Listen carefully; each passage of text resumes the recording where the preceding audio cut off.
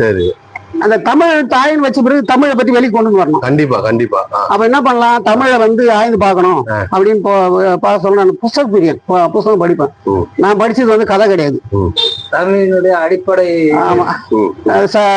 என்ன படிச்சிருக்கேன்னா ரேக சாஸ்திரம், அண்ட சாஸ்திரம், ஓர சாஸ்திரம், அண்ட சாராசரம், நட்சத்திரங்கள், இந்த மாதிரி எல்லாம் படிச்சு. ஆமா, இது மாதிரிலாம் படிச்சிருக்கேன். நான் படிச்சது அப்படிதான் படிச்சது.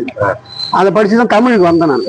தமிழுக்கு வர சொல்ல இந்த ஒலி வடிவத்தை வந்து அட்டையா போட்டு குழந்தைங்களுக்கு கொடுத்தா நல்லா இருக்கும் அப்படின்னு இந்த அட்டையை வந்து தயார் பண்ணி, ஒரே அட்டையில எல்லாமே எல்லா இலக்கணங்கள், இது ஒரு 10 ஆசிரியர்கள் வந்து இந்த ஆய்வு பண்ணாங்க. இதை 10 ஆசிரியர் ஆய்வு பண்ணி, தமிழ் ஆசிரியர் ஆய்வு பண்ணி இதை கொடுத்தாங்க என்கிட்ட.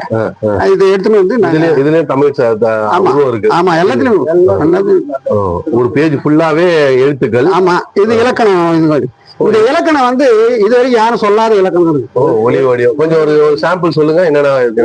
இப்போ இதுல ஒரு சாம்பிள் என்னன்னா, நான் எல்லா ஆசிரியர்கிட்ட கேட்டேன், ஆ உயிர் எழுத்துன்னு ஏன் வந்தது, எக்கு மெய் எழுத்துன்னு ஏன் வந்ததுன்னு கேள்வி. சரி. யாருமே பதில் சொல்லல. தமிழ்நாட்டுல யாருமே பதில் சொல்லல. சரி. அப்படி அந்த இலக்கணத்தை வந்து முதல்ல கத்து கொடுத்தது இதுதான்.